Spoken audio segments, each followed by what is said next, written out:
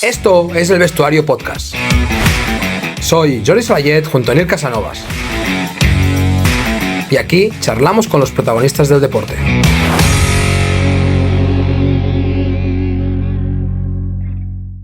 Hola familia, ¿qué tal? Un día más, soy aquí en El Vestuario. Hoy ya, capítulo número 72. Hoy familia, cogemos el avión, cruzamos el charco, nos vamos a Estados Unidos y volvemos al baloncesto, que desde Pepu, que no teníamos a nadie del mundo del baloncesto, como dijo él, de aquí un homenaje. Y os traemos y os presentamos a Elena de Alfredo. Elena, bienvenida al Vestuario. Hola, ¿cómo estás? Muchas gracias por invitarme. La verdad que es un placer cruzar el charco. Me hubiese gustado hacer la entrevista en los Estados Unidos, pero bueno, ya la próxima ya la hacemos presencial, ¿no? Hace calorcito, o sea que tú vente para acá, que aquí solo tenemos verano, o sea que súper bien. Aquí lo estamos terminando ahora, ya en este mes de octubre que estamos ya, cuando sale el programa, realmente estamos a día 9 de septiembre, engañamos un poquitín. Pero Elena, la primera pregunta que hacemos siempre aquí en el programa es ¿quién es Elena de Alfredo? Para que la gente del canal te conozca. Pues fíjate que esa pregunta siempre es un poco complicada, ¿no? Incluso cuando yo dejé de jugar y demás, me costó descifrar, ¿no? esa noción de quién soy, ¿no? Y yo diría que soy una persona a nivel global muy leal, muy trabajadora, muy risueña, muy ambiciosa,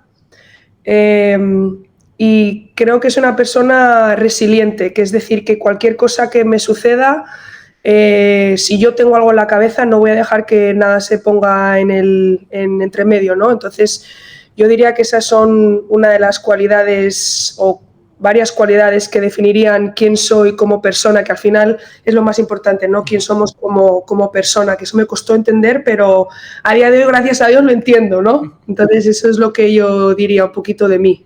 Perfecto. La verdad que nos lo has explicado muy bien y queda claro. Y puedo decir que lo que hemos estado charlando previo a la grabación, doy fe de lo que estás comentando, ¿eh? Bueno, gracias. Espero. Al final yo creo que uno también transmite ese tipo de cercanía o ese tipo, tu personalidad, ¿no? Al final yo soy una persona que pienso y cuando yo ahora como entrenadora siempre les digo a mis jugadoras, no pasa nada por creerte un poquito quién eres, no pasa nada por decir tus cualidades positivas, no. Mientras que tú no pongas a nadie por debajo de una piedra y tú sí, siempre hables de ti y obviamente avalándote en tu trabajo y en lo que tú haces a día, por eso yo siempre digo que está bien, ¿no? Darse un poquito palmaditas en la espalda a veces. Es necesario, a veces es necesario porque cuesta mucho que Claro. suceda y a veces uno mismo necesita dárselas también. Exacto. Entonces yo soy partidaria que al final si uno tiene cualidades buenas, mientras que uno lo avale, es decir, con acciones, no solo con palabras, yo creo que lo intento hacer, demostrarlo siempre, pues al final pues siempre es bueno, ¿no? Explicarlo y estar orgulloso de ser así, ¿no? Entonces, Exacto. pues eso. Perfecto. Elena, ¿cuáles son los primeros recuerdos que te vienen a la cabeza del mundo del deporte? Buah, de hecho eso es tremendo porque incluso se me sigue poniendo la piel de gallina porque al final yo el tema del básquet, por ejemplo, o mi obsesión amorosa, pasión, llámalo como tú quieras, con el básquet, vino porque yo siempre iba a ver a mi hermana jugar. Mi hermana es 3 años más mayor que yo y yo recuerdo ir a verle a los partidos y coger la pelotita naranjita esta y empezar a botar en los alrededores. Y siempre he tenido ese tipo de personalidad, ¿no? O de carácter, que si algo realmente me gusta mucho, solo tengo ojos para ello, ¿no? Entonces yo creciendo, yo siempre había jugado al tenis, al balonmano, de hecho, y al básquet. Yo fui al colegio Menesiano, el colegio al lado de la Plaza de las Ventas en Madrid. Y bueno, en aquel entonces mi colegio era concertado y estaba obviamente impulsado por los hermanos. Y recuerdo de los hermanos y los profesores tener una trifulca porque se me daba muy bien el balonmano y el baloncesto, las dos a la vez, pero tenías que elegir un deporte. Y por alguna razón, mi amor, ¿no? O que todavía sigue, fue el baloncesto. Y de hecho incluso hasta mentí a los hermanos y a los profesores con mi edad, porque yo soy del 2 de enero del 94, entonces yo ya había cumplido los 4 años cuando preguntaron, pero realmente yo no era del 93, yo era del 94. Entonces, en aquel entonces el hermano me hizo el favor y me creyó la mentirijilla y me metió en las escuelas de básquet un poquito antes, y ahí es como básicamente elegí un poco el tema del básquet por encima de lo que fue el tenis para mí y el balonmano. Uh-huh. ¿Y en algún momento pensaste en volver a jugar o hacer estos deportes, tanto el básquet, tanto el balonmano como el tenis? Quizá el balonmano no, pero el tenis a mí siempre me ha encantado. De hecho, soy fanática del tenis inmensamente porque creo que envuelve una parte que quizá el básquet no tenga a grosso modo, ¿no? Pero sí, de hecho, muchas veces me lo he replanteado, pero al final cuando tú quieres dedicarte a un deporte de élite y de manera de élite, ¿no? Tienes que centrarte en eso solo. Entonces, también fue un poquito impulsado también por el tema de tener compañeras de equipo y demás, y bueno, estar en un ambiente también en la familia, que mi hermana también jugaba al básquet, entonces yo creo que por eso las dos como que nos decidimos un poco por la vertiente del básquet, pero siempre he sido apasionada del tenis desde pequeñita. Y compaginar con tu hermana el mundo del baloncesto, ¿cómo fue en esos primeros años?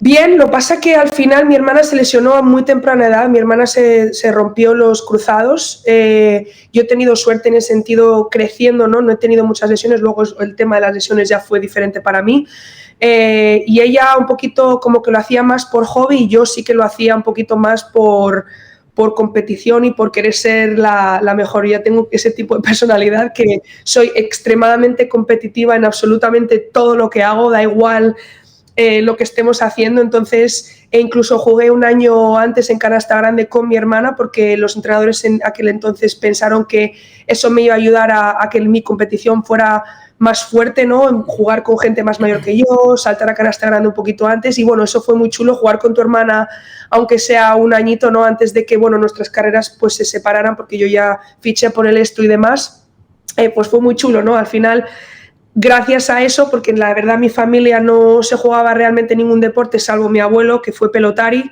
Mi abuelo era navarro, pelotari de pelota vasca, él fue campeón de España en su época, es realmente el único deportista así de élite que hemos tenido en la familia. Entonces fue chulo, la verdad, compartir estos añitos, pero luego lo mío se convirtió en semiprofesional o profesional, porque jugaba profesional, y ella como que lo compaginaba un poco más como hobby. Y en ese momento en que jugabas tú con categorías superiores, en canasta grande, entiendo que por edad tenías bastante dificultad en relación a tus rivales y a tus compañeras, ¿no?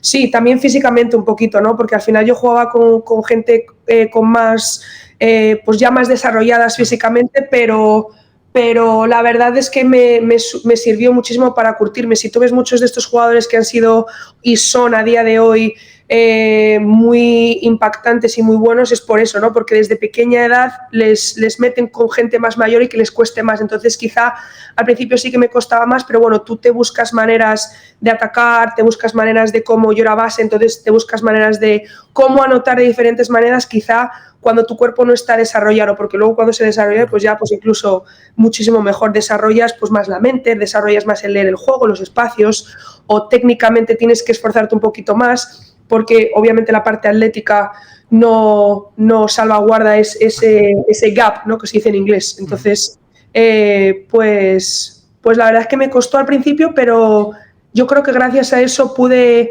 incluso saltar cuando me fui al ESTU un poquito más y ser un poquito más Más preparada, ¿no? ¿Estabas?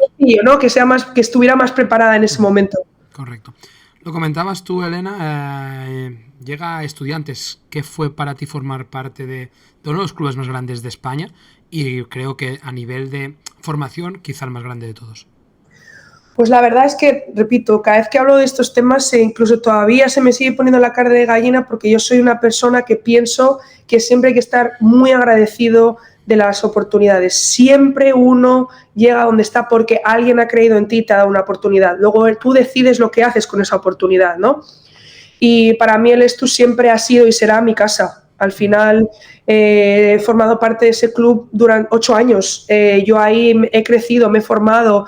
Fueron mis primeros pasitos en Liga Femenina. Pude compartir banquillo con jugadoras de la selección española absoluta, Marta Zurro, jugadora ahora, he entrenado con ella toda mi vida, Sandra David, que acaba de ganar la plata olímpica en el 3x3, ha sido compañera mía toda mi vida, o sea, y de ella se ha aprendido, yo siendo una niña de 15, 16 años y ellas siendo mujeres, entonces todo eso se agradece. También obviamente el paso de de ser, pues eso, la más pequeña del equipo y adoptar un rol pues un poco más de presión, ¿no? Es decir, yo tenía en aquel entonces yo era una jugadora pequeña y jugaba con las mayores siempre, entonces lo recuerdo como algo duro en el momento, pero súper gratificante cuando realmente ves el palmarés o ves la carrera que yo he tenido con el club, tanto en categorías inferiores como con el primer equipo. Uh-huh. Y a nivel de cuando llegaste al primer equipo, ¿qué momentos destacarías? ¿Qué momentos recuerdas de tu trayectoria que digas, estos momentos no los voy a borrar nunca de memoria? Pues mira, recuerdo como si fuera ayer la primera fase de ascenso que jugamos en Zamora, con las mismas jugadoras que te acabo de mencionar. Uh-huh. Y recuerdo obviamente que éramos el underdog, o sea, todo el mundo obviamente no sabía muy bien hasta dónde íbamos a llegar, habían apostado por también jugadoras jóvenes, entre ellas yo, y bueno, tener a la Demencia que viajó con nosotras en el autobús animándote. Obviamente ahora el básquet está cambiando y gracias a, pues eso, gente como vosotros también que da visibilidad al deporte femenino, pues estamos un poco cambiando esa historia, ¿no? O ese camino que había antes, y tener, a 100 chavales y chavalas de la Demencia gritando, animándote, que se sabían tu nombre, pues para mí fue tremendo, ¿no? Luego al final no llegamos a ganar el último partido contra, de hecho, el equipo, el hosting team, que era Zamora, pero yo recuerdo esa sensación, y que luego el coach, por ejemplo, me trajera que era en aquella entonces fue Diego Rubio, me llevara a hablar en la entrevista post partido. Hay una entrevista hecha en YouTube, yo llorando como una niñita, ¿sabes? Pero fue como una sensación de, qué guay haber estado ahí, qué pena que no hemos podido llegar a subir al equipo a primera, ¿no? Pero qué gratificante y qué maravilla poder estar yo como una niña aprendiendo de mujeres que ya llevan muchos años dentro de este tipo de competiciones, y representar al Estu, que como has dicho tú, pues ha sido un club muy grande y es un club muy grande desde hace muchos años. Y la segunda, diría, fue un partido que jugamos cuando Amaya Valdemoro ya se estaba retirando. Ella fue a jugar a Canoe, que es nuestro rival. El Estu y el Canoe femenino es como el Barça Real Madrid, o el Atleti, como los dos son de Madrid, sí. Sería mejor Atleti de Madrid contra Real Madrid. Y fue muy guay, ¿sabes?, jugar contra ella, ¿no? Aunque se estuviese retirando, y ha sido una grande del baloncesto español, y yo como una enana, pues poder estar ahí un poquito tú a tú con ella, e incluso haberla defendido un par de veces y atacarla y tal, pues fue chulísimo, la verdad. Entonces yo diría, destacaría esos dos. Claro, al final Amaya es un referente, ¿no? Es quizá el referente en el cual, en tu caso, te has podido fijar tú para querer una carrera similar a la suya, ¿no? Y que la puedas tener, que puedas defenderla, que puedas cruzarte en la pista con ella. Al final son esos momentos que nunca se olvidan. Claro, mola muchísimo, y recuerdo aún los nervios cuando llamó mi nombre el coach, cuando te quitas la camiseta y tal, y decir, Dios, que me ha llamado a mí, ¿qué cojones hago yo ahora jugando contra una tipa que ha ganado de todo? ¿Me entiendes? Era como, wow, ¿sabes? Entonces es como, ves que todo tu trabajo y todo tu sacrificio, porque al final mi vida ha sido muy diferente que la de una persona normal, al ser deportista de élite, fue muy diferente. Entonces ves como que todos tus frutos durante los días y las semanas y los años y tal, pues ves que vale para algo, ¿no? En este tipo de situaciones o este tipo de partidos. Sí, porque realmente quizá el día del debut, ¿no? El debut en categoría senior, aún no eres consciente de lo que, de las obligaciones que has tenido que hacer, ¿no? De las cosas que has dejado de lado, que los compañeros de edad, esos amigos o amigas de toda la vida, el poder salir, el poder tener quedarte a cenar y hacer no sé qué, que tú probablemente como deportista de élite tienes que apartarte, ¿no? Yo no puedo porque tal, porque mañana tal. Supongo que el día del debut piensas, bueno, ha servido, pero en momentos así más top y a la que te haces tú también más mayor es cuando te das cuenta de que para lo que ha servido esos días. Exacto. Y de hecho, al final el Estu siempre ha sido un club históricamente que ha dado mucha oportunidad a jugadores jóvenes. Uh-huh. Entonces, ser parte de de ese equipo de jugadoras, ¿no? Que te dan la oportunidad porque, joder, al final tú te lo estás currando, ¿no? O sea, yo triplicaba, yo jugaba con el cadete, luego me subían con el junior y luego jugaba con el senior. Entonces, como has dicho tú, en el momento del partido no lo ves porque estás también con la euforia de ese momento, pero luego ves que es algo que sigue pasando, es decir, que no es una vez, que tienes que prepararte para el partido, es decir, que el entrenador te puede llamar y al final esa sensación de a mí me encanta la presión, soy una persona que de hecho me motiva más, por no decir otra palabra, ¿no? Entonces, el saber que el entrenador me tiene en la rotación de jugadoras, jugando con el calibre de jugadoras que yo estaba jugando, para mí era un honor jugase 5, 10 o 20. Al final yo sé que mi nombre se va a decir y yo me he currado que mi nombre se diga, no todos los días en los entrenamientos. Entonces, mola muchísimo. O sea, a mí me encantaba. Claro. Elena, lo has comentado, tras 8 temporadas llega el momento de cruzar el charco. Llegas a la Universidad de Toledo, en Ohio. ¿Cómo fue el momento en el cual tienes que tomar esta decisión? ¿Cómo se llegó a dar este hecho y cómo lo afrontaste? Pues mira, es una historia bastante graciosa o bastante curiosa. Yo siempre pienso que uno está en el momento indicado por alguna razón donde tiene que estar. Yo, el año que yo decido irme, ese verano, yo jugué el campeonato europeo con la selección española en la sub-18, con mi edad. Y tuve muy buen campeonato. Personalmente, quizá como equipo no lo hicimos tan bien como deberíamos, pero sí que es verdad que tuve un par de partidos bastante buenos y que en ese momento había ojeadores de universidades y tal. Cómico es que en aquella época, y hablo de época porque es hace 8 años, porque si lo piensas con el boom de la tecnología, esto parecido que hemos avanzado 30 años así de un empujón tras el COVID. Correcto. En ese entonces, época parece que tengo aquí 50 años, nos fichaban o te contactaban las universidades por Facebook. No había Instagram, no había Twitter, no se utilizaba casi, al menos nosotras, el correo electrónico, y tú estabas en el campeonato pues para representar a tu país y punto. El hecho de irte a Estados Unidos no es como ahora, que hay agencias y hay información. Y el repres y no sé qué, no sé cuánto. Repres y tal. No, eso antes no existía. ¿Qué pasa? Nosotros andábamos alrededor de los estos y veíamos a gente con logos como, por ejemplo, ves el de aquí que tengas aquí. ¿Quiénes son estos con logos así raros y con nuestras fotos, ¿sabes? Y eran las universidades. Las universidades podían ir a fichar a jugadoras, obviamente, en los campeonatos de Europa y en los campeonatos del mundo.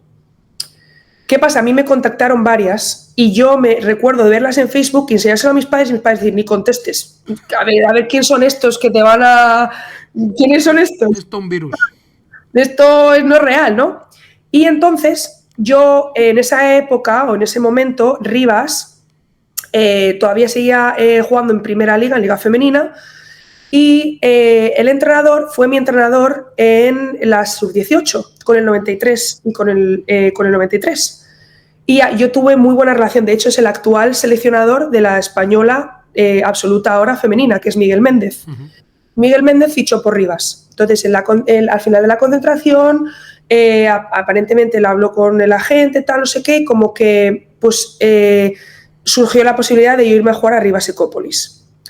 ¿Qué pasa? Pues Rivas Ecópolis tenía una propuesta de jugadoras ya, pues eso, profesionales. Yo iba a jugar con un par de compañeras también de la selección, con jugadoras europeas, etcétera. O sea, era una apuesta tremenda para mí como jugadora de 17 años. Irte a un primer equipo con mucho pie, que ahora obviamente se quebraron y no existe, pero en aquel entonces era uno de los equipos a batir, era uno de los mejores, como ahora es Valencia y Salamanca, pues lo mismo. ¿Qué pasa? Antes había tema de derechos de formación. Cuando un jugador se iba de un club y estaba muchos años y representaba al club y demás, pues había derechos de formación. No se llegó a un acuerdo entre el club y entre los dos clubes y surgió la posibilidad de que una amiga mía de la selección se había ido a jugar a la Universidad de Toledo en Ohio. Esto pasó muy tarde, es decir, los fichajes de las universidades ya casi no estaban después de haber dicho que no a todas. Y me escribió casualmente y me dijo, oye, mira, están buscando una jugadora de tu perfil, base 1-2, buena tiradora, tal, no sé qué, ¿te interesaría venir? Y en aquel entonces me estaba ayudando la gente y pareja en aquel momento de Marta Zurro, y me ayudaron a ponerme en contacto con la universidad y a hacer una visita para irme para allá. Y así es como yo llegué a la Universidad de Toledo, es decir, por un no acuerdo entre los clubes, yo también un poco querer salir un poco yo estaba muy a gusto en el ESTU. Yo llevaba muchos años en el ESTU. Yo ya jugaba de titular en el ESTU, ¿me entiendes? Yo quería como también un poquito de salsa, de show. Soy así, rarísima. Me encantan las metas y la posibilidad de jugar en Estados Unidos. En aquel momento no era tan fácil como es ahora. Fácil, entre comillas, porque no es fácil, lo digo entre comillas, por Dios. Y entonces así es como yo llegué allí, casualidades de la vida. Y cuando, de hecho, me ficharon en Toledo, realmente yo al asistente no le gusté. O sea, desde el principio, a la que le gusté fue a la head coach. Y entonces yo les dije, mira, darme la oportunidad de ir y hacer un tryout. Un tryout es un entrenamiento que vas en una visita oficial, te enseñan la universidad y tal, y tú te presentas a la universidad y te ponen a jugar contra las jugadoras y deciden si te quieren o no te quieren. ¿Me explico? Te ven en pista. Exacto, el directo, o sea, no por vídeos. Correcto. Y entonces yo es lo que hice. Como el asistente no estaba al 100% de acuerdo, yo ya me quería ir a Estados Unidos seguro, y yo ya había dicho que no a otras universidades bastante grandes, además, que si te digo nombres, alucinas, que les dije que no. Entonces así es como yo llegué esa es la real historia de cómo yo llegué a Toledo. De hecho hay un artículo en internet donde se cuenta la historia y bueno, si quieres te la cuento, pero es bastante larga, pero básicamente fue así como llegué allí. La verdad que son esas cositas, ¿no?, que tiene el deporte y la vida en general, ¿no? El que dos clubes no estén de acuerdo por seguramente cantidades irrisorias, podríamos decir, que te hacen que tú, de poder seguir viviendo en casa prácticamente, te vayas a no sé cuántos miles de kilómetros y forjes tu carrera fuera de España. Exacto. Eso básicamente, y el hecho de poder vivir una experiencia, porque en aquel entonces, vuelvo a decir, tú tenías que ser amateur. Es decir, tú no podías tener un contrato oficial en un club top o lo que sea y ya cobrar dinero. Entonces yo tuve que hacer un poco un convenio con el ESTU para que me ayudaran y todo eso, pero si yo, por ejemplo, me hubiera ido a Rivas Ecópolis, ya estamos hablando de palabras mayores, el contrato era de 2 años, ya pues un poco de salario más alto, ya era pues eso, otro tipo de movimiento, no ya como jugadora. Ya estamos hablando de saltar a un club que en aquel momento era el club, uno de los primeros clubes y jugando en Euroliga. Entonces es diferente, ¿me entiendes? Sí. Elena, llegas a Estados Unidos viniendo de Europa. ¿Cuáles fueron las diferencias a nivel deportivo más significativas que encontraste al llegar al baloncesto estadounidense? Todo. O sea, es diferente completamente. O sea, y de hecho yo siempre se lo intento decir a las jugadoras que ahora se quieren venir para acá. El tema físicamente, por ejemplo, es otro rollo. O sea, físicamente la velocidad del juego es diferente, incluso la estrategia del juego es diferente. Las reglas son diferentes. Las reglas de la NCAA femenina son diferentes que la NCAA masculina y son diferentes que la NBA, que son diferentes que las reglas FIBA. O sea, y eso yo, por ejemplo, ahora lo entiendo como entrenadora, llevo muchos años de aquí, pero mucha gente no entiende esto. ¿Y qué pasa con eso? El cambio lleva tiempo. Claro. Y el tiempo frustra. Y la adaptación depende de cuánto controlemos esa frustración cuando nos vamos. Y yo en ese momento, con 18 años, quizá no lo entendía tanto como lo entiendo ahora, pero es absolutamente todo, ¿eh?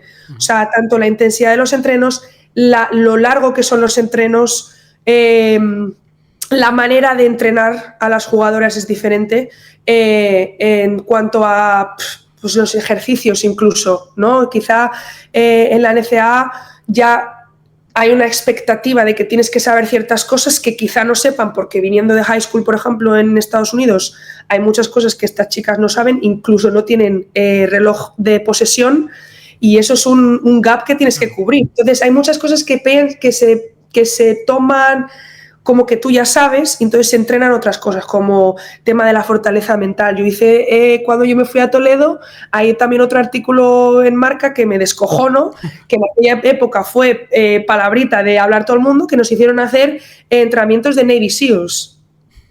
Claro. Durante 2 semanas, antes de empezar a jugar. O sea, Tira la canasta, ¿no?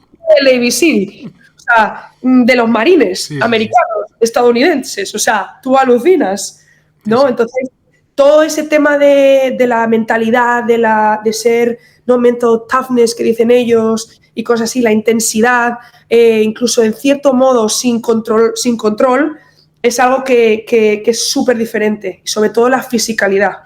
La fisicalidad y el tema del cuerpo de ellos aquí también se nota mucho, ¿no?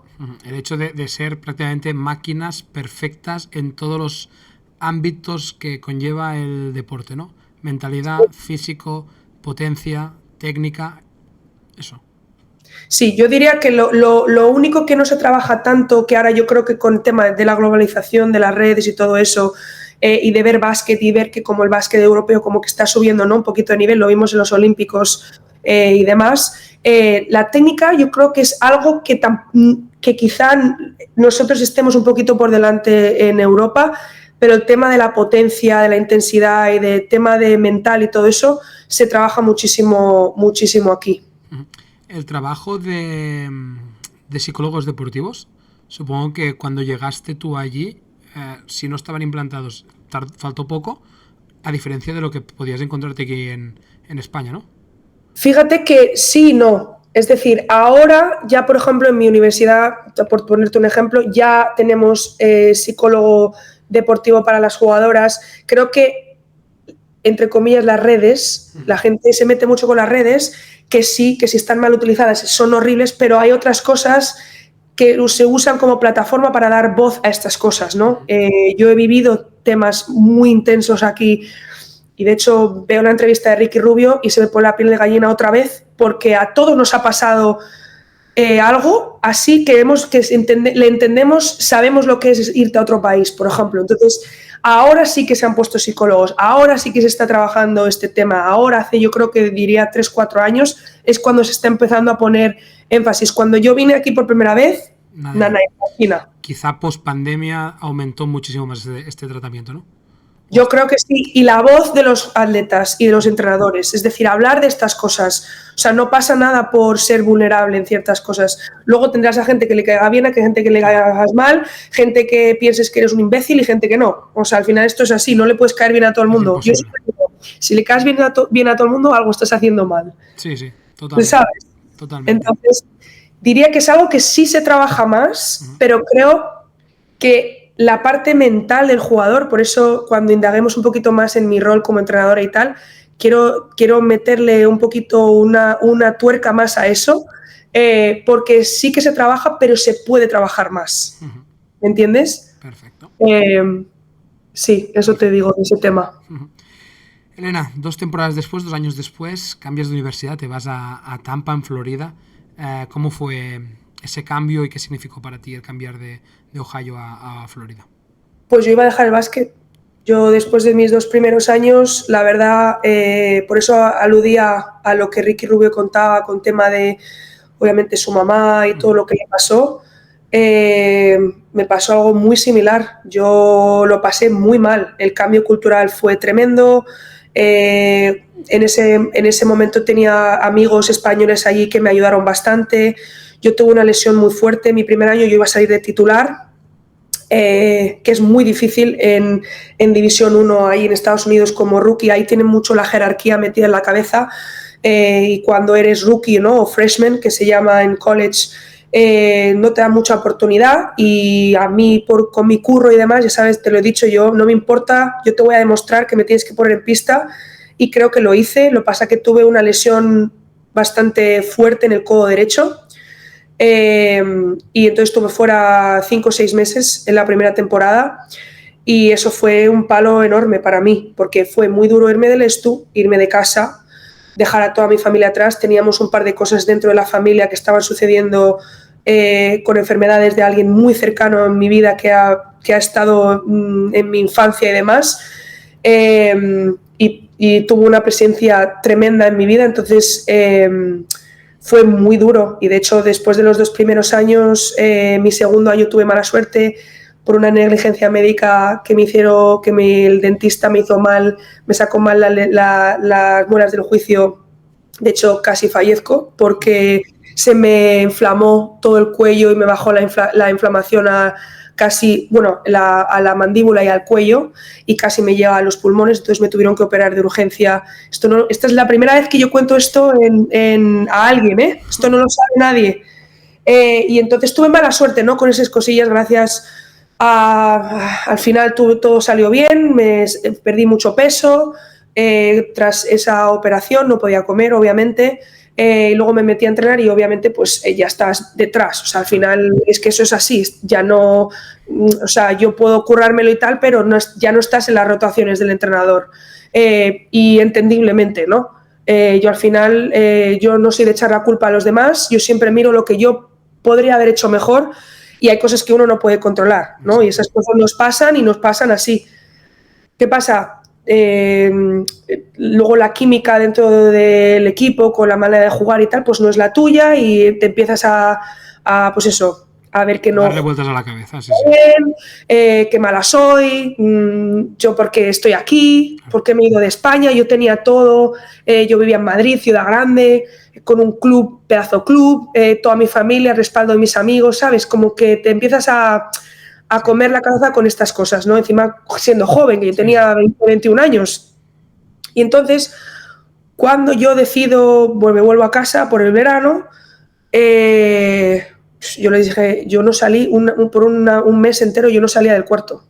Mis padres, obviamente, yo no quería preocuparles, pero no quería hacer nada. Yo siempre he sido una persona activa de entrenar, tal. No quería salir del cuarto, no me encontraba bien, no quiero llamarlo tampoco depresión, pero sí que no me encontraba bien, no estaba en mi momento y tal. Y entonces pasó algo, y fue que entre comillas, me convencieron a ir a un campus que la gente del que te he hablado, FJ, que era en su momento pareja de Marta Zurro, compañera mía del ESTU, que me ayudó muchísimo, era mi mentora, me acompañó de hecho a Estados Unidos, ella fue conmigo cuando yo hice el tryout, o sea, ella es como... Sí, como tu manager, Sí, mi manager, pero era amiga, o sea, no se llevaba nada de nada. Y entonces, FJ una vez y Marta eran muy amigos, no sé si conocerás este nombre, de Joe Arlaucas. Joe Arlaucas, exjugador del Real Madrid de básquet, de la NBA, y ahora comenta en la Euroliga y tal. Y fuimos a cenar un día y él estaba. Y él obviamente había jugado en Niagara University, él es de allí, él conoce todo el tema. Y él en esa época tenía un campus en Galicia y solo era para tíos. O sea, ellos tenían su campus para los chavales y luego tenían como lo que llamaban los profesionales, y solo era para chicos. O sea, solo llamaban a chicos para ir y ellos entrenaban. Y me dijo, vente. ¿Tú quieres dejar el básquet? Ok, vente. Vente y juega con los chavales. Aunque sea, y ya si no quieres jugar, no quieres jugar. Y fue lo mejor que hice en la vida. Ahí, de hecho, conocí al que es ahora mi mejor amigo. Con Joe Arlaucas tengo una relación, o sea, hablamos muchísimo. Cuando voy a Madrid siempre nos vemos. Y fue gracias a eso, a ese campus, que me devolvió como... Empecé a ver que sí que sabía jugar, que, coño, si puedo jugar contra tipos que están jugando en Le Boro, en Le Plata, que yo puedo jugar al baloncesto. Que otra cosa es que haya tenido mala suerte o que no se me haya dado bien en ese momento por temas de la vida, ¿no? Sí.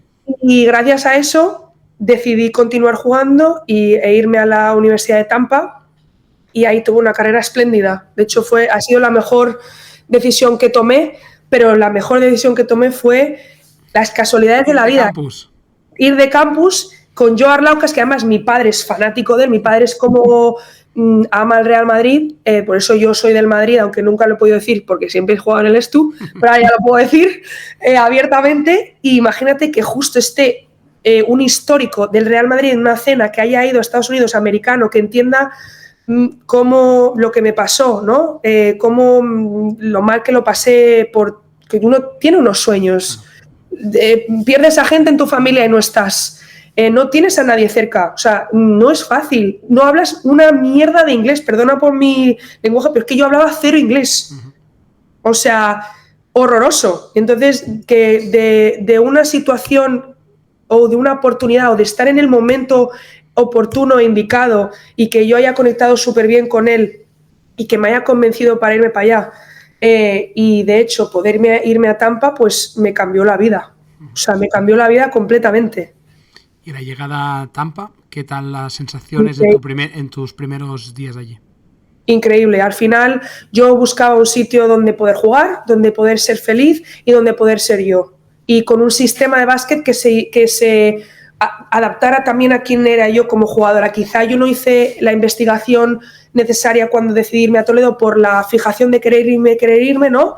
Y el estilo de juego que nosotros teníamos en Tampa era mucho más acorde con yo como jugadora que lo que pasó en Toledo. Nada que ver con si el entrenador es malo o bueno. Yo digo el sistema, ¿no? Igual que, por ejemplo, Sergio Rodríguez cuando jugó con el Madrid, con Lasso jugaba bastante mejor que cuando jugaba con Ettore Messina. Al final es tema de cómo congenias también con el entrenador y con el sistema que tiene, ¿no? Y con Tampa, pues el sistema me venía como anillo al dedo, ¿no? Entonces, súper bien. Claro, es donde te llegaste a sentir cómoda desde un principio y después vuelven a fluir las cosas, ¿no? Exacto, exacto. Y eso me devolvió las ganas de... Siempre he sido currante, siempre he sido de aunque las cosas no me salieran, seguir entrenando y demás, pero eso me devolvió como triples ganas, ¿no? De darte cuenta de que, cojones, que sí que vales para esto y que te encanta. ¿Cómo vas a dejar algo que te encanta, no? Y que has hecho desde los 4 años. Toda la vida. Toda la vida. Entonces, pues súper bien, la verdad. Supongo que en esa época, más o menos, llega la pandemia, que supongo que también fue un revés, entre comillas, ¿no? Para todo el mundo, pero estando tan lejos de casa, pasando todo lo que pasó, supongo que también fue esa sensación de decir, hostia puta, ¿qué hago yo aquí, no? Yo he tenido 2 puntos bajos en mi carrera deportiva y como persona.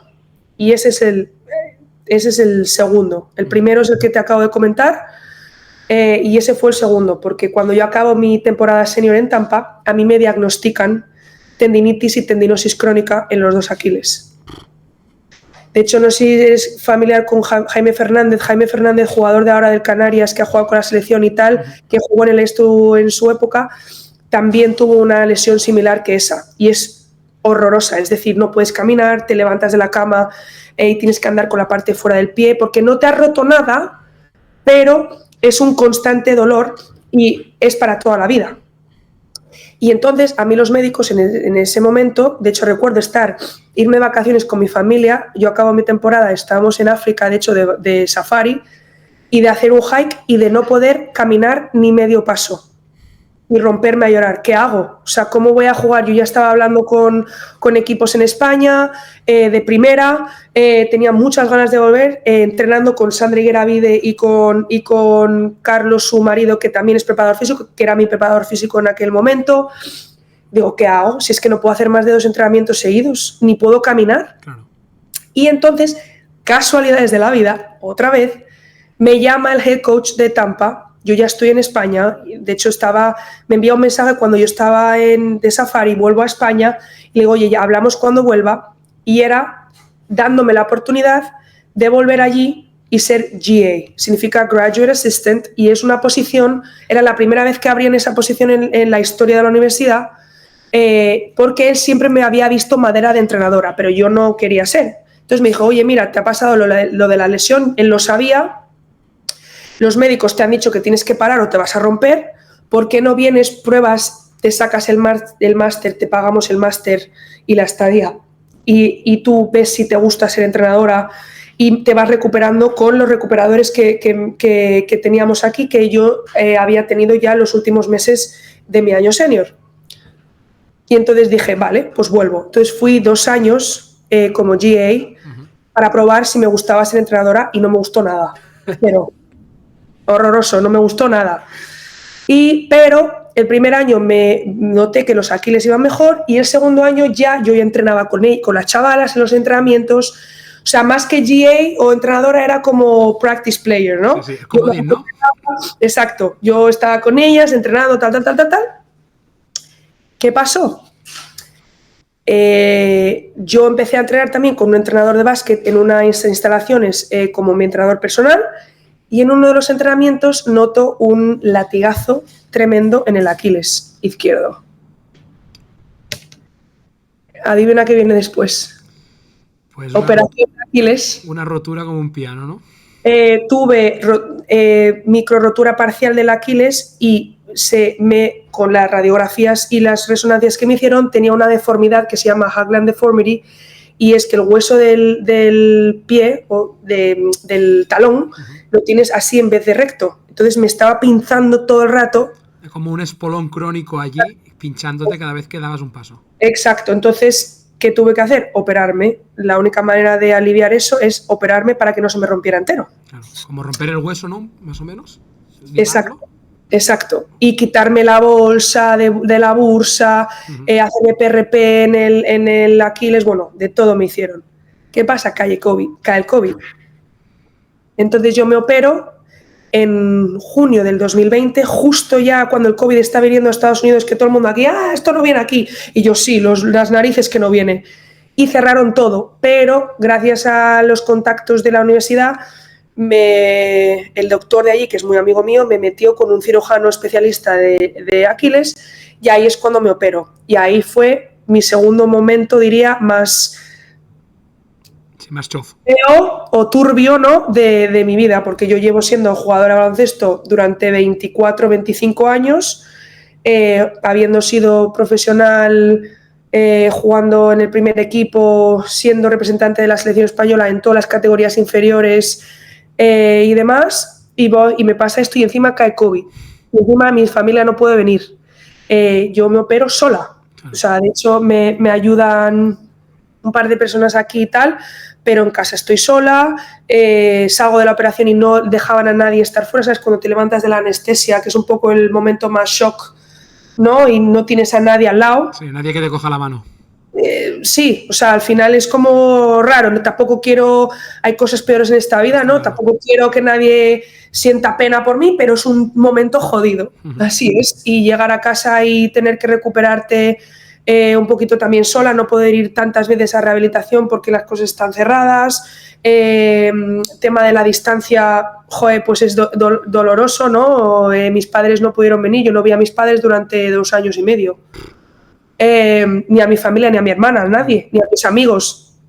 Entonces, diría que eso fue un punto bastante de inflexión que tuve que hacer de tripas corazón, y fue mi segundo momento, diría, con el que te he comentado antes, pues que tuve una crisis de identidad tremenda. Y eso pasa mucho, ¿no? De hecho, se habla mucho de cuando haces algo muchos años, los militares, ¿no? Que de repente hacen algo durante mucho tiempo y de repente te echan así como a los lobos ahí, a la vida normal, ¿no? Es un shock, o sea, requiere tiempo, requiere paciencia y adaptación, y eso no te lo enseña nadie, y de eso nadie habla, pero es tremendo, tremendo.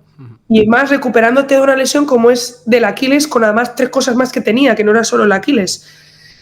Y entonces ahí fue cuando dije, bueno, mira, tengo el Aquiles mal, ahora que yo me empeñé en que iba a caminar, y a los 3 días yo estaba caminando porque me dejaban con muletas y tal, y mi entrenador, que me entrenó aquí cuando me lesioné, me ofreció la posibilidad de ir a hacer entrenamientos individuales, obviamente con los parámetros de aquel entonces de COVID y tal, ¿sabes? A distancia y todo, no sé qué. Cuando ya se arreglaron las cositas un poco, de ir a hacer entrenamientos individuales donde yo entrenaba, donde me entrenaban a mí. O sea, me ofrecieron ir a entrenar yo. Y yo, ¡buah, qué pereza! No sé, tal, a mí no me ha gustado ser coach, tal. Pero bueno, dije, venga, a lo mejor quizá me pilló en un mal momento porque mi cabeza estaba en volver a jugar, ¿no? O en recuperarme y jugar. Y me enamoré. Me encantó. Entrené a chavales desde los 4 hasta profesionales de todo tipo durante 1 año y medio, 2. Y ahí ya no estaba en la universidad, yo no estaba afiliada a la universidad, eso fue yo haciéndolo yo, porque a mí me llenaba.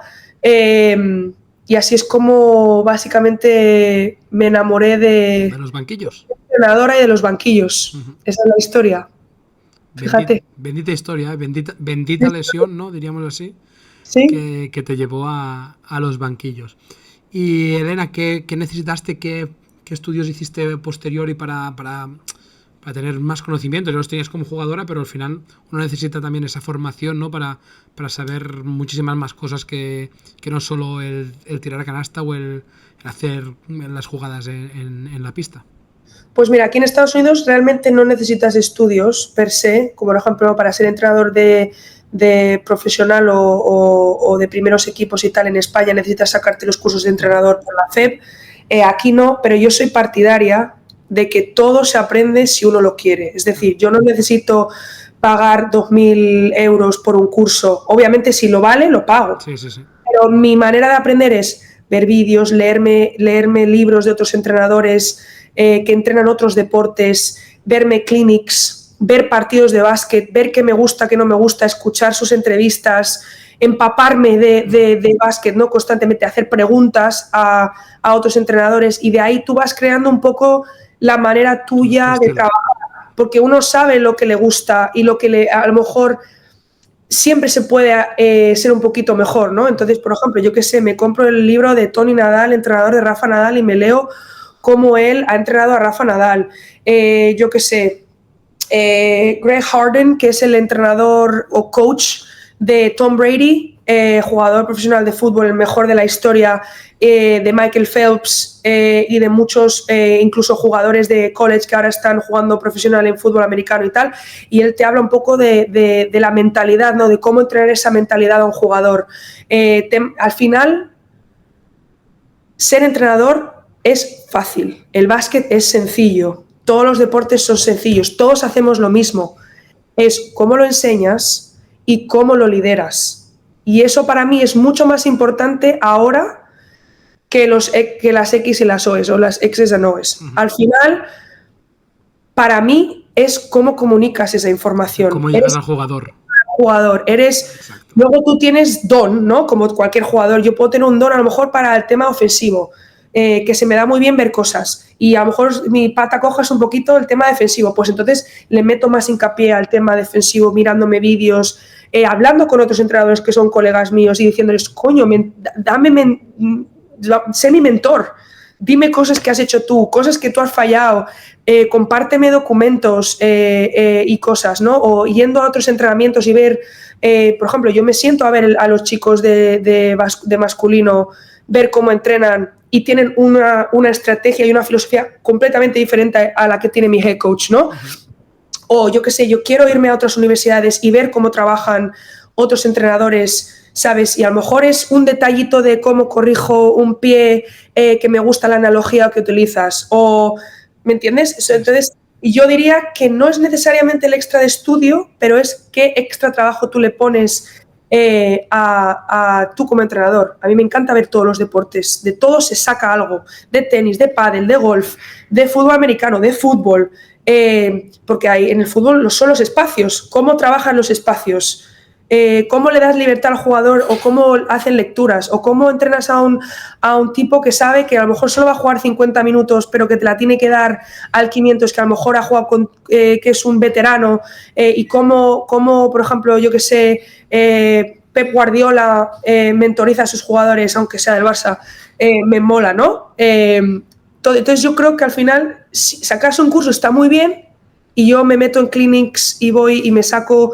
cursos online, viajo y voy a conferencias y tal, pero también es qué haces tú en tu día a día, ¿no? Sí, sí.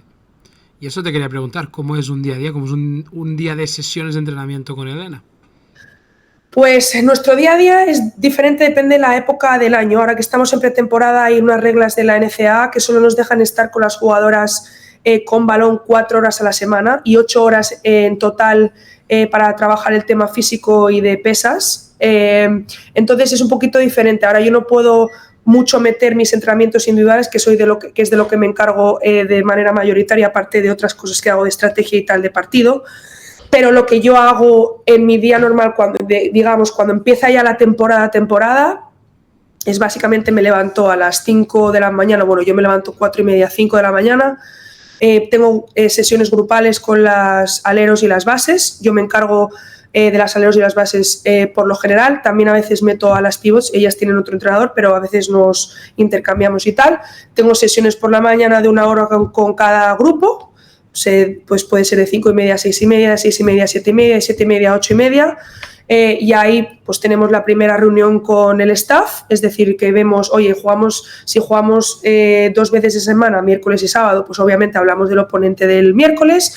Si solo jugamos el sábado, porque todavía cuando no entramos en conferencia pues hay más tiempo, pues vemos qué cosas han hecho mal el entreno. Ahí hacemos el entreno y después de ahí entrenamos pues unas 3 horas el equipo entero. Y luego tenemos sesiones de vídeo con las jugadoras. A lo mejor si quieren que les enseñe algo extra, pues se lo enseño. Y luego, pues obviamente está cuando tenemos partidos el tema del scouting. Nos lo dividimos las 2 entrenadoras y la mayoría del tiempo es hacer scouting, ver qué hace el otro equipo, ver muchos vídeos e intentar saberme al oponente lo mejor que pueda para presentarle la estrategia de partido al entrenador y luego saber cómo entrenar a las jugadoras dependiendo del equipo contra el que juguemos. Estamos hablando que pasáis prácticamente todo el día en pista. Sí, en pista o en la oficina. Menos dormir, el resto... Bueno, hay veces que ayer mismo, porque estamos soy un poquito encargada de la estrategia nueva del equipo con ciertas formaciones, ¿no? Con este nuevo equipo que tenemos este año y vamos a cambiar algunas formaciones ofensivas. Y soy un poco yo la encargada de hacer el research y ver cómo jugar, ¿no? Con el puzzle de las jugadoras o los peones y tal, el ajedrez y tal. Y soy encargada un poco de presentarse eso al entrenador y ayer salí de la oficina, entré a las 8:30 y salí a las 8:30 de la noche. Bien. Durante la temporada puede ser puedo estar trabajando hasta la 1 de la mañana, depende. Depende de lo bueno que sea el equipo contra el que juguemos. Para darle toda la información que requiera a tus jugadoras, claro, para que sepan en todo momento lo que se pueden encontrar en la pista. Sobre todo al entrenador. Al final, la labor del asistente es siempre tener un plan. Plan A, plan B, plan C, plan D. Siempre estar preparado para ayudar al coach a tomar las mejores decisiones y presentarle la mejor estrategia, pero siempre estar preparado para cosas que no te esperes, ¿no? Entonces, eso requiere tiempo, mucho tiempo. Ahora comentabas lo de plan A, plan B, tal. Me ha venido a la mente, ¿no? Lo que alguna vez en alguna entrevista también he escuchado del mundo del baloncesto, ¿no? El montón de jugadas que trabajáis, ¿no? Yo, por ejemplo, en el mundo del fútbol marcamos 3 corners y a veces te sobran 4 porque el jugador ya desconecta. ¿Cómo lo hacéis vosotras para que el jugador y la jugadora de baloncesto tenga tanta información y la sepa en todo momento qué tiene que hacer? Porque es un deporte, es muy diferente a lo que vivimos en el fútbol, ¿eh? Claro, eso depende también de la filosofía del entrenador. Yo, por ejemplo, soy partidaria del baloncesto simple, es decir, de tener a lo mejor una jugada con diferentes opciones y dar la posibilidad al jugador de leer, ¿no? Depende de dónde estés, qué decisión tomar. Hay entrenadores que son más de tener 200 jugadas por formación, que le llamo yo las formaciones, que puede ser pues un 1-4 high o puede ser el típico que lo habrás visto, el cuernos, que son 2 jugadores aquí que ponen bloqueos y las esquinas. Al final también un poco depende del entrenador, pero la labor, por ejemplo, como asistente mía, es intentar buscar, como por ejemplo cuando explicas algo a un chavalín, ¿no? de 2-3 años, es buscar qué similitudes hay, ¿no? Y cómo por ejemplo, hacer que el jugador se recuerde algo más fácil, a lo mejor con nomenclaturas o con gestos y demás. Por ejemplo, a mí me gusta mucho que si tienes una jugada, que yo te haga varios gestos y que eso sea el trigger, ¿no? o la noción para el jugador o la seña para el jugador para saber qué hacemos, por ejemplo, cuando hacemos cuando se juega en el lado, en el naked side, ¿no? Que hicimos en básquet. Entonces, hay maneras de enseñar este tipo de acciones con gestos, pero sobre todo repetición. Es repetición. Lo que siempre hacemos, a mí me gusta mucho, es break it down. Es decir, en básquet se juegan 5, pero al final siempre es un juego de 2 o un juego de 3. Entonces, si yo quiero enseñarte una formación y diferentes señas que queremos hacer cuando cambiamos la pelota de lado, pues a lo mejor te lo hago en vez de con 5, con 3 personas. Y entonces ahí haces repetición y les enseñas a leer a través de esa repetición y les enseñas por qué se hacen ciertas acciones y no otras. Entonces es como un poquito la manera de enseñarlo. Os tenemos que mandar a los futbolistas para que les enseñéis, para que la estrategia la lleven bien, porque son un desastre. En básquet, por ejemplo, es un deporte que tú puedes controlar como entrenador mucho lo que pasa. Yo creo que en el fútbol y en otros deportes no es tan sencillo. Hay mucha más gente, espacio más grande.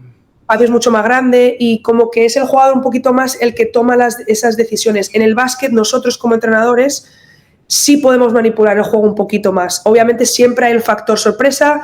Yo te puedo diseñar la mejor jugada del mundo, pero si la pelotita no entra o si pierdes el balón, yo no puedo controlarlo, ¿no?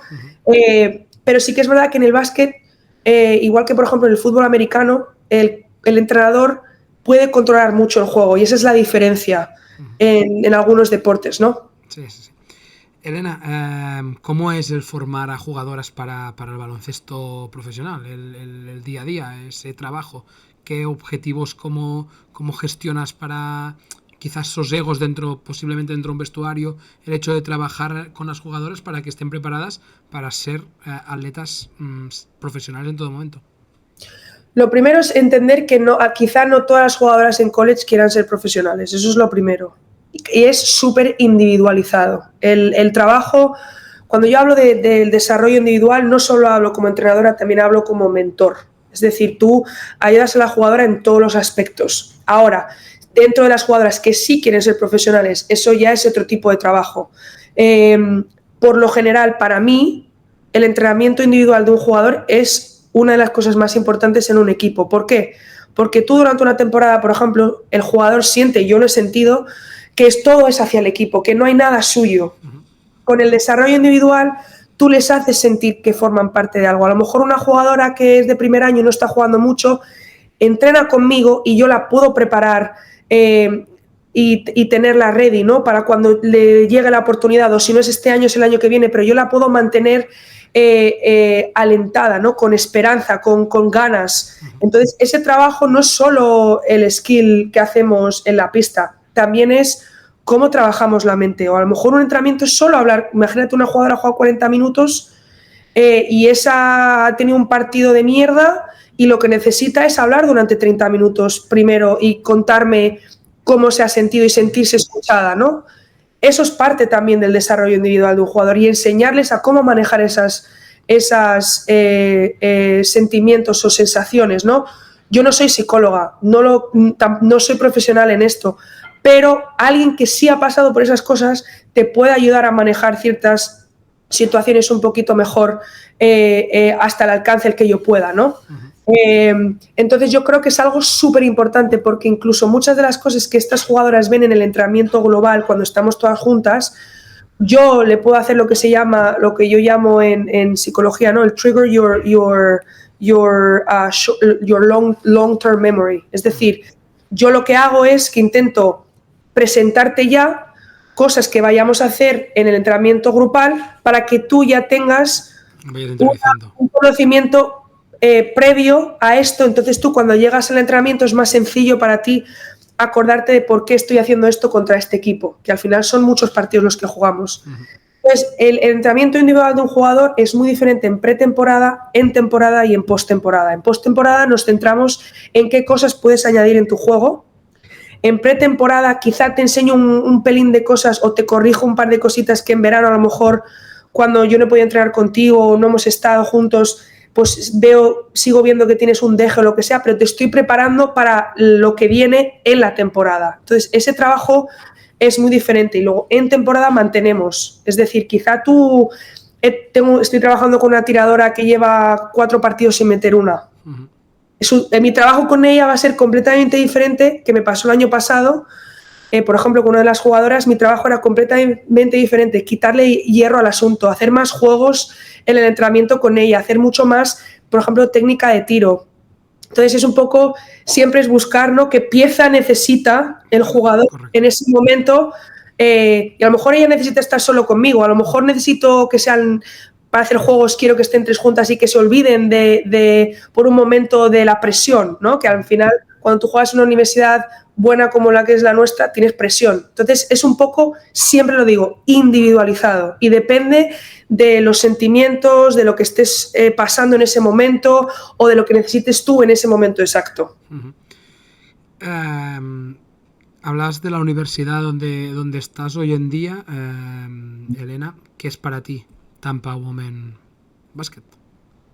Pues la verdad es que siempre, lo que he dicho siempre, yo nunca me olvido de quien me da la oportunidad de volver a disfrutar del juego, porque al final eso es lo que significa para mí, y al final Tampa es mi segunda casa. Yo llevo aquí ya viviendo 10 años, quítale los 2 años que he estado en Ohio, pues es mi segunda casa después de Madrid. Entonces yo siempre voy a estar súper agradecida, por eso sigo aquí como entrenadora, ya va a ser mi 5º año, quitando los años de GA. Si cuento los años de GA, ya llevo 7 años entrenando con el equipo. Entonces, para mí poder estar donde yo he vuelto a ser feliz, ¿no? He vuelto a disfrutar del básquet, he vuelto a disfrutar de ser yo, pues es un privilegio y siempre voy a estar súper agradecida. Y al final, como siempre digo, la vida te da limones, tú haces limonada, y de algo no tan bueno he podido sacar esta carrera que me parece súper bonita, y darme la posibilidad, ¿no?, del head coach de implementar el tema de player development, que eso no existía hasta que yo volví de los 2 años esos que te dije que estaba en esta compañía, ¿no? Cuando volví, él me dejó implementar todo este trabajo que estamos haciendo con las jugadoras, y creo que se nota, es decir, se ha notado tanto en la mentalidad de las jugadoras, en los resultados que hemos tenido en estos últimos 4 años. Y para mí es, pues, un orgullo, ¿no? Para mí lo es todo. Yo siempre voy a mirar para atrás cuando pues me toque irme o lo que sea, y va a ser mi casa. Y Elena, desde que lo estás comentando, son 10 años los que llevas en Estados Unidos, en el mundo del básquet. ¿Cómo has visto la evolución desde el primer día que llegaste, desde esa primera temporada en que llegaste tú, hasta el día de hoy? Pues la evolución es tremenda. Ahora tienes contratos con agentes y puedes conseguir dinero, las jugadoras pueden hacerlo con el NIL, con los collectives. La gente, el año pasado tuvimos aquí el Final Four, la final del Final Four de División 1 fue en Tampa, el Hosting City, y el pabellón el estadio lleno para ver básquet femenino, que yo he jugado con la selección española en el World Cup o la tele lo veo, y yo no he visto a tanta gente pagando para ver a las jugadoras jugar, y eso es tremendo, eso es maravilloso. Entonces, para mí es un orgullo que por fin se le esté dando a todos los deportes femeninos, no solo al básquet, el espacio que se merecen, porque al final, y lo escuché en una entrevista el otro día de Megan Rapinoe, y es que al final tú le das más ayuda a quien más lo necesita. Es decir, el deporte femenino no ha tenido tanta inversión, tanto de exjugadoras como de la gente ahora. Entonces es súper bonito ver que por fin hay inversión en el deporte y que se ven los resultados de la inversión, que al final sí, el deporte es diferente, porque esa es la verdad, el deporte es diferente en cuanto a cómo se juega, pero sigue siendo el mismo deporte. Entonces, al final es súper guay verlo, y en mi caso en el básquet, pues se está viendo ahora que las posibilidades están siendo mayores, ¿no? Y eso, pues para mí es lo mejor que puede existir, y quiero que siga mejorando, ¿no? Que todavía nos queda, pero estamos ahí mejorando. Luchando día a día para que eso cambie. Perfecto. Nos quedan unas preguntitas antes de pasar al test de Pure Mind, Elena. ¿Qué esperas de esta temporada que está a punto de empezar? Pues yo siempre espero que las jugadoras disfruten lo máximo posible al final, y es difícil saberlo ahora porque acabamos de empezar, pero tenemos un grupo nuevo y creo que el grupo tiene muchas ganas. Entonces, yo siempre soy partidaria de nunca tener expectativas, pero sí muchas ganas.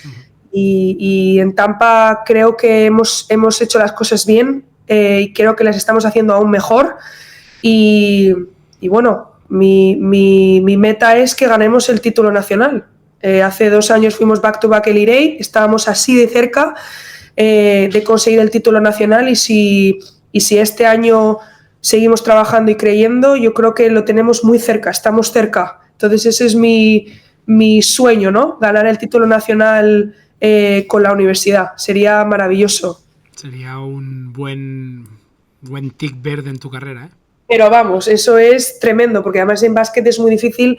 Si sabes un poco cómo funciona la competición del March Madness, son 300 y pico universidades en División 2 ahora mismo, solo se clasifican 64 y son eliminatorias, es decir, es tremendo. Entonces, ganar eso sería el epítome de muchos años y de mucho trabajo y obviamente sobre todo por las jugadoras, ¿no? Al final, yo siempre digo que tú puedes alentar a alguien o entrenar a alguien o mentorizar a alguien, pero es al final la jugadora quien decide escuchar y hacerlo. Sin duda alguna. Vamos a hablar un poco también, Elena, de tu etapa en España como internacional. ¿Cómo recuerdas esa primera convocatoria con la selección española?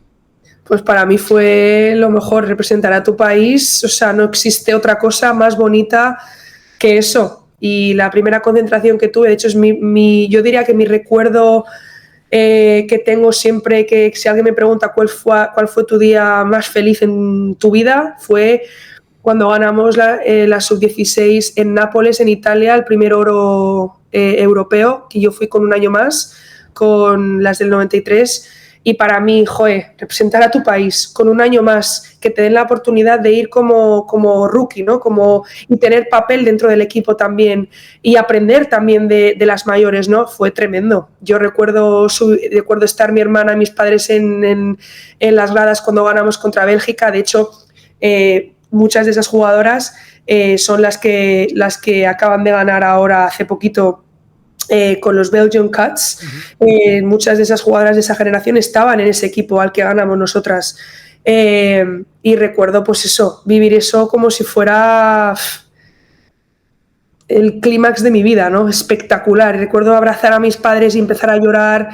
Y la sensación, ¿no? de joder, representar a tu país con tus amigas y ganar tu primera medalla y tu primer bonus, ¿no? Con la selección, pues maravilloso, increíble.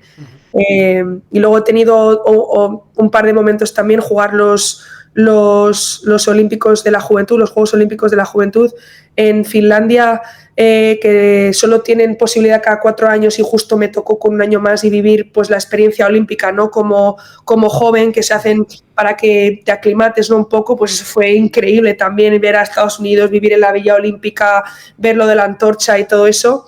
Y diría que mi segundo recuerdo o tercer recuerdo increíble fue con la sub-18, con el 93, con Miguel Méndez, tanto a lo personal como a lo grupal.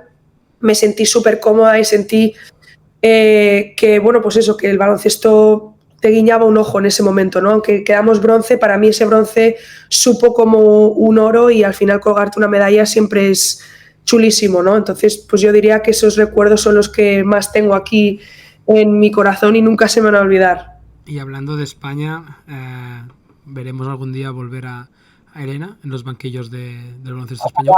Ojalá, sabes que es súper difícil, ojalá. Al final yo soy consciente que todavía soy joven, entre comillas, y que me queda mucho por delante, pero yo siempre digo que yo no me pongo metas en nada y al final representar a tu país, mi sueño es ir a los Juegos Olímpicos de alguna manera. No lo puedo hacer como jugadora, pues me encantaría hacerlo como entrenadora, obviamente, y que menos que con la selección española, pero al final es representar a tu país o ser entrenadora de tu país, pues qué sensación más tremenda es esa, ¿eh? O sea, que no hay otra cosa. Y los olímpicos para cualquier jugador o atleta es lo más. Y aficionado. Y aficionado es lo más de lo más y poder tener la posibilidad de hacerlo, pues ojalá y trabajaremos para ello, para que eso suceda. Aquí cuando han pasado atletas olímpicos siempre hemos estado hablando, ¿no? de la Villa Olímpica. Hace poco estuvo Lara González del balonmano y estar en 3 Olimpiadas y que te pueda contar lo que se vive en la Villa Olímpica, pues a todos nos encanta. Piel de gallina otra vez, si es que soy lo peor, o sea, es increíble, increíble. Sí. Así que ojalá suceda. Elena, última pregunta antes de pasar al test. ¿Qué le dirías a las jóvenes jugadoras que les gustaría tener una experiencia en Estados Unidos como la tuya? Que se tiren y lo hagan, no pasa nada, no importa lo que te diga nadie, si tú tienes una meta, al final suena cliché, pero tú tienes que escuchar a tu corazón y a lo que tú realmente quieres, teniendo en cuenta que es una situación y una oportunidad, pero es difícil. Es decir, nada que merezca la pena va a ser sencillo. Ahora estamos en una sociedad que estamos acostumbrados a querer todo así de rápido y a no saber que en muchas circunstancias, cuando estamos trabajando para algo, no vemos los resultados en el momento, pero eso no quiere decir que no vayan a suceder. Entonces, si alguien quiere ir a Estados Unidos, yo lo recomiendo al 100%, pero teniendo en cuenta que hay un periodo de adaptación, que hay un periodo de cambio y que es difícil. Eso no quiere decir que no merezca la pena. Entonces, al final, si tú sientes que lo tienes que hacer, hazlo. Y vas a acabar enriquecido, vas a ser mejor persona, vas a ser mucho más maduro y vas a apreciar mucho de dónde vienes también, que es muy importante y que muchas veces se nos olvida. O la posibilidad de poder hacer lo que uno quiere, que no todo el mundo tiene la posibilidad de trabajar en lo que quiere. Yo siempre lo pienso. Qué maravilla poder hacer uno lo que quiere y estar sano para poder hacerlo. Entonces, si lo puedes hacer, no te arrepientas, hazlo. Ese es mi consejo. Pues familia, aquí habéis tenido la parte más deportiva de la entrevista con Elena, donde hemos podido repasar toda su trayectoria hasta el día de hoy. Y ahora, Elena, si estás preparada, vamos a pasar al test, a las preguntas rápidas de nuestro patrocinador. Tengo aquí las gafitas de nuestros amigos de Pure Mind, que prontito las podrás utilizar tú también. Qué chulas. Yo quiero. Ya verás que con estas ya verás que de 3 van a tirar mejor, porque estarás más descansada desde de la luz blanca que protege y ya verás como descansarás mucho mejor. Yo las utilizo muchísimo y estoy contentísimo con las gafas de nuestros amigos de Pure Mind, que desde aquí les mandamos un fuerte abrazo. Y si estás preparada, vamos a arrancar el test. Vamos allá. Venga, vamos al lío. La primera pregunta es: ¿cuál es el contacto más famoso que tienes en tu teléfono? Yo, Arlaucas. Yo no sé por qué, pero creo que en el momento en que lo has dicho en la entrevista que hablamos de él, he pensado, creo que tenemos el contacto más famoso aquí. Exacto. ¿Cuál es muy amigo. ¿Cuál es tu ídolo deportivo? Rafael Nadal o Pau Gasol. Buena dupla. ¿Con quién intercambiarías tu camiseta de baloncesto? Ricky Rubio. Fenomenal. ¿Con qué deportistas, aquí puedes coger un par o tres, te irías a tomar unas cañitas, unos vinitos para charlar del día a día, de la vida un poco, de saber cómo es el día a día de otro deportista, de lo que queráis? ¿Puede ser mezcla? Sí. Ilia Topuria. Perfecto. Obviamente Pau Gasol. Juan Carlos Navarro. Rafa Nadal. Luka Doncic. Michael Jordan. Aquí esta mesa, cuidado, ¿eh? Cuidado con la mesa. Vaya mezcla, he hecho yo ahí. Cuidado con la mezcla que... ¡Buah! Y yo, ¿qué pasa? Estoy escuchando como si fuese un partido de tenis, ¿no? Yo, pum, pum, pum, pum. Perfecto, perfecto. Una canción, Elena, que te gusta escuchar antes de saltar a competir, de ir a hacer un pádel, de ir al gimnasio, que pondremos en la playlist que tenemos en Spotify. Facilísimo, Bad Bunny, EO. Perfecto. Muy bien. Ahora dinos cuál es tu top 3 de deportistas históricos. No hace falta que digas 1, 2 y 3. ¿Cómo? Da igual el deporte, ¿no? Sí. Y el orden también. No me hace falta. Rafa Nadal, sin duda.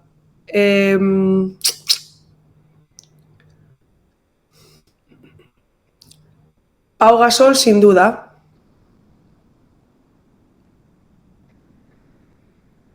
Es que estoy entre dos. Pues dinos pero diría, obviamente Michael Jordan. ¡Ay, se me ha olvidado en la mesa alguien! Steph Curry. ¡Qué mal! ¡Qué mal todo! Lo invitamos también a la mesa, sin problema. También, no se puede quedar fuera. No, porque estaba en la mesa del lado y él igual se enfada, ¿no? Gente. Claro. Perfecto. Ahora tenemos las preguntas que nos lanzan nuestros amigos de Pure Mind, que es que en una concentración, ¿qué te llevarías? La luz roja de lectura, que yo la tengo top. Luego te pasaré una foto y dirás, con esto, canela. Las gafas de bloqueo de pantalla o un antifaz, ¿qué te llevarías? Yo diría gafas de bloqueo de pantalla, porque paso muchas horas delante del ordenador y al final es importantísimo. Pero quiero que me mandes lo de la luz roja, que también leo mucho y necesito. Es muy, muy top. la luz roja de lectura es increíble. Si me dejas invitar a Curry a la mesa, entonces te creo. Lo pondremos en la mesa, sin problema. Perfecto. Y la siguiente pregunta que nos lanzan los amigos de Pure Mind es que ¿cuál sería el producto que recomendarías a una compañera? Si las gafas de bloqueo, si la luz roja de lectura o las bombillas rojas para meterlas en la habitación, en los pasillos, para tener la luz ambientada ya con todo. De hecho, he escuchado que la luz roja con las bombillas es buenísima. Tengo un par de amigos y amigas que todavía juegan y tal y que lo usan, entonces les recomendaría eso. De hecho, yo misma lo quiero hacer también, así que les recomendaría eso. Pues creo que los amigos de Pure Mind te ayudarán a que lo puedas hacer y iremos hablando y verás. Yo particularmente llevo quizá un mes y medio, aprox, un par de meses utilizándolo y a nivel de descanso es la hostia. Solo te digo esto. Perfecto, pues te creo, No, lo quiero hacer. yo hasta que no lo he probado también pensaba, no sé, ¿no? La luz, que no sé qué, pero tuché. Gracias, Pure Mind, por colaborar con nosotros y por el descanso que nos estáis dando, la verdad. Perfecto. Ahora, Elena, vamos a pasar a las 3 últimas preguntas antes de cederte el micro para que despidas el programa de hoy. La primera es la que te lanza Esther Suyastres, portera del Sevilla y internacional con la selección española, que nos dice que tienes que elegir, ¿vale? Tienes que elegir entre viajar al espacio o a las profundidades del océano. Tú eliges. Profundidad del océano. ¿Sí? Sí. Yo elegí ir al espacio.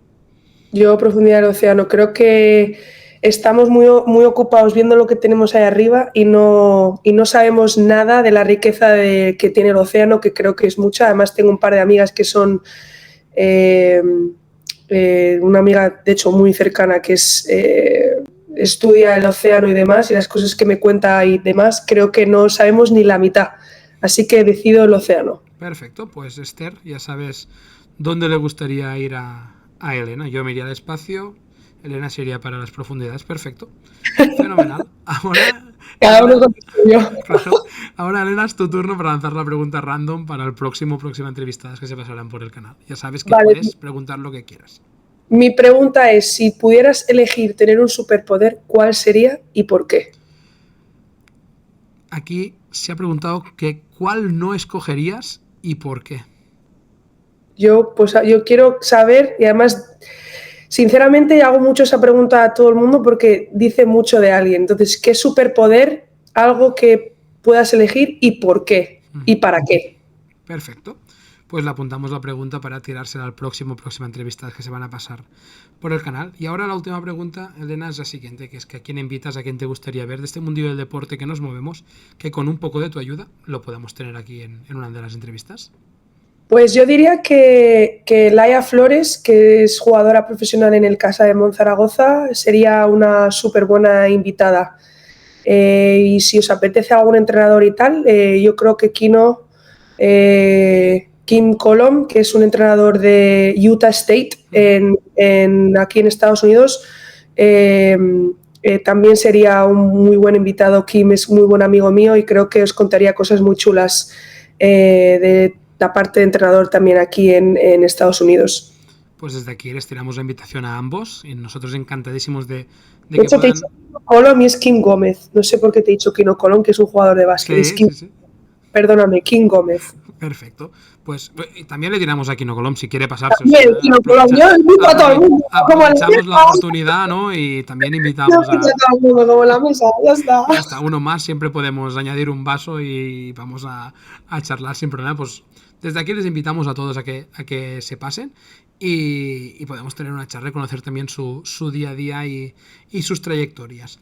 Elena, nada, antes de cederte el micro te tengo que dar las gracias por tu tiempo, por la entrevista. La verdad que ha sido muy top. Realmente, para que la gente lo sepa, hablamos hace muy poco por primera vez y en 0, cuadramos día, hora y momento para poder tener esta charla. Realmente me ha parecido muy interesante. Tenía muchas ganas también de saber cómo es el día a día del mundo del baloncesto en los Estados Unidos.